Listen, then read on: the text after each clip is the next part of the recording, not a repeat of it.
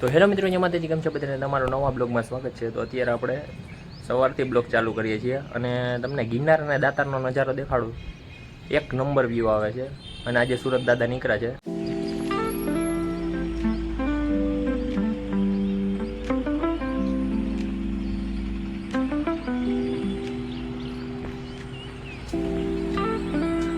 તો મિત્રો, અત્યારે આપણે મહાદેવના મંદિરે જઈએ છીએ.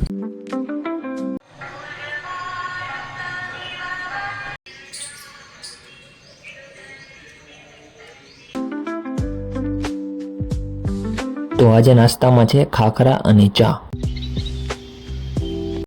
તો મિત્રો, હજી ઘરે આવ્યો જ છું, બપોર પડી ગયું છે અને જમવાનું હજી બને છે, થોડું ઘણું બાકી છે. તો ગામમાં જવાનું છે, બધું સામાન થોડો ઘણો ઘરનો સામાન છે તે લેવા જવાનું છે.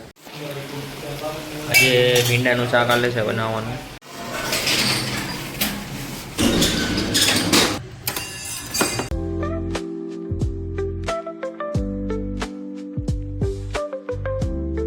તો મિત્રો, મંથનભાઈ આવી ગયા છે સ્કૂલેથી.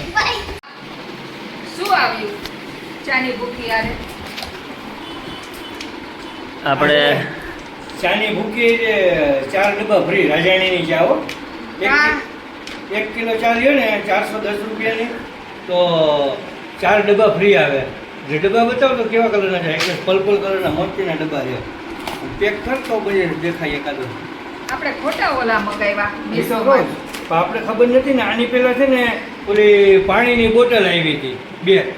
એની પહેલા હું એવું કાચનો જગ આવ્યો. કેટલા ડબ્બા આવ્યા? 4 ડબ્બા.